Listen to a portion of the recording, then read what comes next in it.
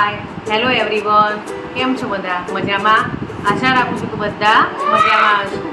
Panchal backs ચેનલમાં આપ સૌનું સ્વાગત છે. આજની મારી રેસીપી છે ચોકલેટ કૂકીઝ. ચાલો ચોકલેટ કૂકીઝ બનાવવા માટે કઈ કઈ વસ્તુની જરૂર પડે અને કેવી રીતે બને તે આપણે જોઈ લઈએ. હેલો ગાઈઝ, આજે આપણે બનાવીશું ચોકલેટ કૂકી. ચોકલેટ કૂકીઝ બનાવવા માટે 100 ગ્રામ બટર. આ 100 ગ્રામ બટર છે, પણ એને મેં ઓવનમાં મેલ્ટેડ કર્યું છે. એમાં જોઈશે baking powder, baking soda, 1 cup મેંદો, 1/4 કપ વ્હાઈટ સુગર અને 1/3 કપ બ્રાઉન સુગર. જો આ બ્રાઉન સુગર ના હોય તો એની જગ્યાએ તમે એટલું જ વ્હાઈટ સુગર લઈ શકો છો. ચાલો હવે આપણે સ્ટાર્ટ કરીએ તેઓ ચોકલેટ કૂકીઝ બનાવવાની રીત. ચોકલેટ કૂકીઝ બનાવવા માટે સૌ પ્રથમ આપણે લઈશું 100 ગ્રામ મેલ્ટેડ બટર. હવે એમાં એડ કરીશું બ્રાઉન સુગર અને વ્હાઈટ સુગર. કોઈને વધારે ગળ્યું જોઈતું હોય તો તેનું વધતા ઓછું કરી શકો છો.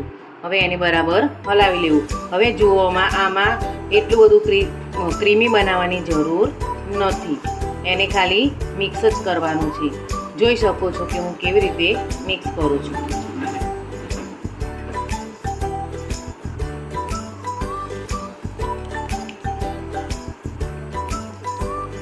કોઈ પણ જાતના લમ્સ અંદર રહે નહીં, એનું ખાસ ધ્યાન રાખો. તમે જોઈ શકો છો કે આપણું આ બેટર મિક્સ થઈ ગયું છે. હવે આમાં આપણે એડ કરીશું 1 એગ. કોઈ એગ ન ખાતું હોય તો એના ઓપ્શનમાં આપણે બીજી વસ્તુ બનાવીએ. ચાલો આપણે જોઈ લઈએ. 1 ચમચી પાણી. હવે એમાં એડ કરીશું 1 ચમચી તેલ. કોઈ પણ તેલ તમે લઈ શકો છો, રિફાઇન્ડ તેલ કે ઓલિવ ઓઇલ, ગમે તે તમે લઈ શકો છો. અને એમાં એડ કરીશું બેકિંગ પાવડર.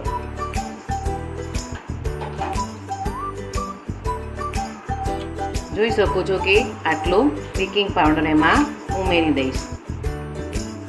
હવે આપણે એને બરાબર હલાવી લઈશું.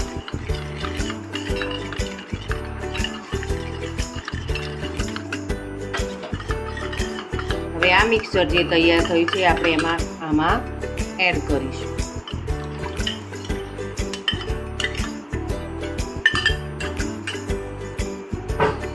અને આને બરાબર હલાવી લઈશું.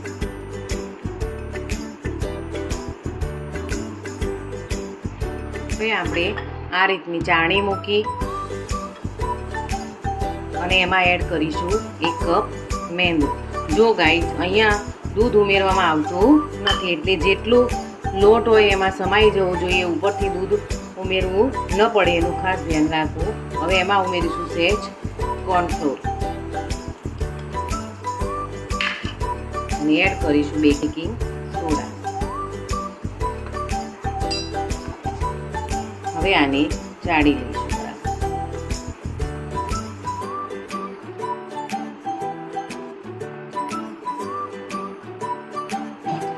અહીંયા મેં સોલ્ટેડ બટર લીધું છે. સોલ્ટેડ બટર ન લીધું હોય અને સોલ્ટ વગરનું લીધું હોય તો એમાં થોડું તમે પિંચ જેટલી મીઠું એમાં એડ કરી શકો છો. હવે આને પૂરા હાથે આપણે હલાવતા જઈશું. બહુ જ મિક્સ કરવાનું નથી.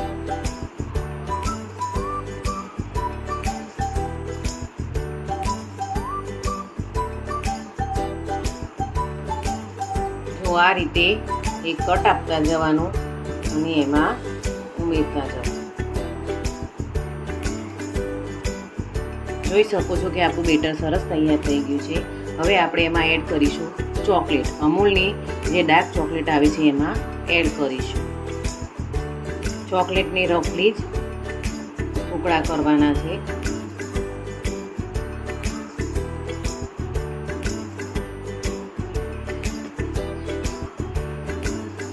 જો વધુ ચોકલેટ ગમતી હોય તો તમે વધુ ચોકલેટ પણ એડ કરી શકો છો. તમારા ચોઈસ ઉપર ડિપેન્ડેડ છે.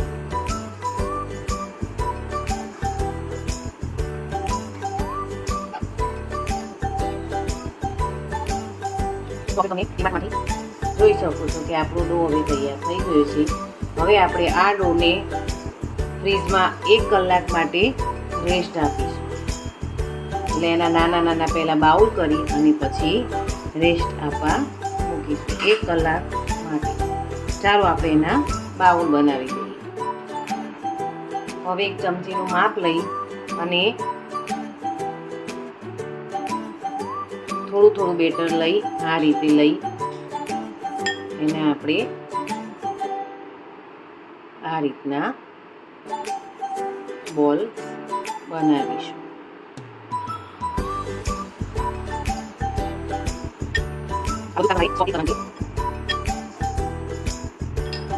ફ્રીજમાં તમે 1 કલાક 2 કલાક કે પછી આ રીતનો ડો બનાવી તમે ફ્રીજમાં સ્ટોર કરી શકો છો. પછી જ્યારે તમને એમ થાય કે મારે હવે કૂકીઝ ખાવાની ઈચ્છા છે તો તમે કાઢી અને પછી એના બોલ્સ બનાવી અને બેક કરીને બિસ્કિટની મજા માણી શકો છો. જો ગાઈસ મારો વિડીયો તમને પસંદ આવતો હોય તો પ્લીઝ લાઈક કરજો, સબસ્ક્રાઈબ કરજો અને શેર કરજો.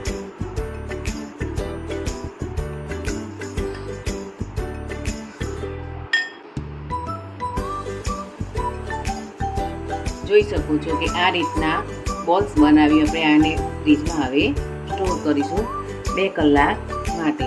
પછી એને 2 કલાક પછી એને આપણે બેક કરવા મૂકીશું. ચાલો આપણે એને ફ્રીજમાં જોઈ શકો છો કે આપણી કૂકીઝનો ડો ફ્રીજમાં કેવો સરસ કડક થઈ ગયો છે. હવે આપણે એને બેક કરીશું. આ રીતના ટ્રેમાં બટર પેપર લગાવી અને આ કૂકીઝની થોડા થોડા અંતરે મૂકવાનું કે જેથી બેક થાય ત્યારે એકબીજાને ચોંટી ના જાય. મેં ખાલી 6 જ કૂકીઝ બેક કરવા માટે મૂકવાની છે. એ ઓવનને મેં 180 ડિગ્રી ઉપરની અને નીચેની રોડ ઓન અને 5 મિનિટ માટે પ્રીહીટ કરવા મૂક્યું છે. પ્રીહીટ થઈ જશે એટલે કૂકીઝને 10 મિનિટ માટે આપણે બેક કરીશું. ચાલો આપણે એને બેક કરી લઈએ. જોઈ શકો છો તમે કટકો કર્યો તો પણ કેવી સુંદર અને સરસ મજાની કૂકીઝ તૈયાર થઈ ગઈ. ટ્રાય કરવા જેવી છે. ચોક્કસથી ટ્રાય કરજો.